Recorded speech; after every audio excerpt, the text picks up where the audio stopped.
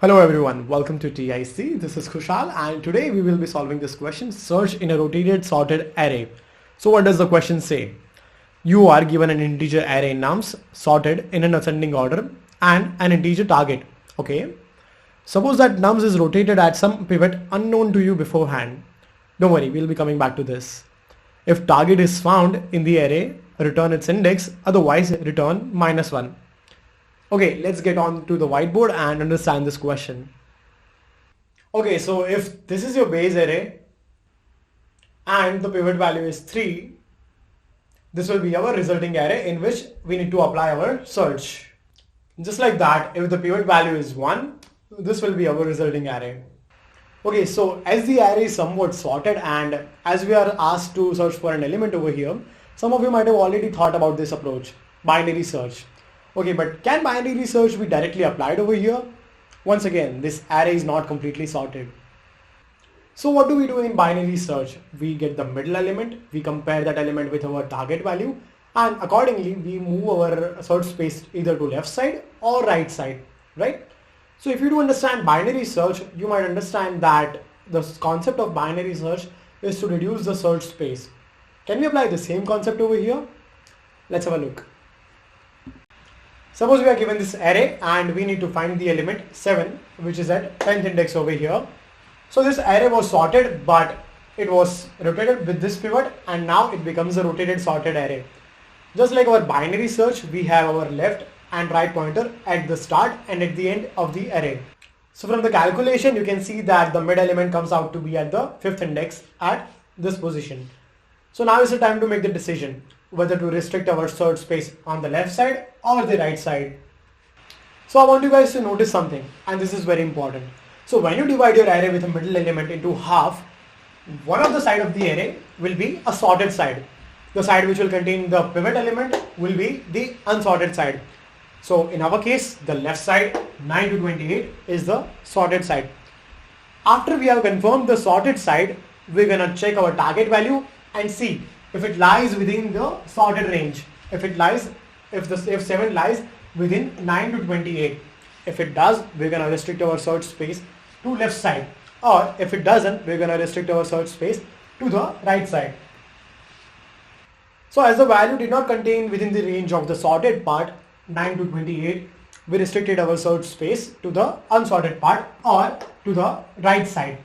So what we did was we moved our left pointer to mid plus 1. So now from the calculation, the mid value comes out to be at the index 8 over here. Now we again look for the sorted part. How do we actually do that? What we need to do is we need to take the element at the low index and element at the mid index. We're going to see if the element at the low index is lesser than the element at the mid index, that side is the sorted side. If not, the other side will be the sorted side. So as you can see, the right side will be the sorted side. After getting the sorted side, we're going to check if our target element, which is 7, if it contains within the range of the sorted side. If it contains between 3 to 8, and it indeed does. So what we're going to do is we're going to restrict our search space to right side. What we're going to do is we're going to move this left pointer to mid plus 1. So in this next iteration, our mid index itself lands on our target value. So when this happens, we just need to return the index value 10 here. So as we saw from the example, we were able to reduce the search space into half in each of the iteration. That's what happens in normal binary search, right? So whenever you guys come across the term binary search, I want you to think in the terms of reducing the search space. That might solve a lot of problems. Let's see how we are going to code this problem. Okay, so in the beginning we're gonna check for some edge cases if nums equal to null or if nums dot length equal to 0. If that's the case, we're just gonna return -1 because the target value does not exist. So next step, just like binary search, we're gonna define our pointers, left equal to 0, right equal to nums dot length -1, the last place, right? Okay, now the while loop. While left equal lesser than or equal to right, we need the mid pointer, right? So integer mid is equal to left plus right minus left divided by 2. Okay, so what if our target value already lies on the mid pointer index itself? If that's the case, we're just gonna return mid. If not, we're gonna search for the sorted side, right? So nums dot left lesser than or equal to nums dot mid. So if this condition satisfies, the left side will be the sorted side. Now we need to check if our target lies within this side, right? So if target greater than or equal to nums dot left and then target lesser than nums of mid.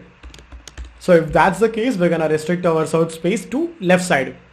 So right is equal to mid minus 1. If not, right side left is equal to mid plus 1. So if our left side is not sorted side, the right side will be sorted side, right? So we're gonna check if our target lies within this range. If target is greater than nums dot mid and if target less than or equal to nums dot right. If that's the case, we're gonna restrict our search space to right side. Left is equal to mid plus 1. If not, left side right is equal to mid minus 1. So after the while loop ends, if we still haven't found the answer, we're just gonna return. So this is our while loop. Oh, we have missed a parenthesis. We're gonna return minus 1. Let's see if it runs. Oh, let's try to submit it. Awesome. So the solution is faster than the 100% of the solutions. Now let's discuss the time and space complexity. So as we were able to reduce half of the search space in each of the iterations, the time complexity will be O of log n. And what about space?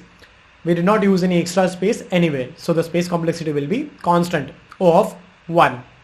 Okay, so this concludes the video. Thank you everyone for watching. Please do like, share and subscribe.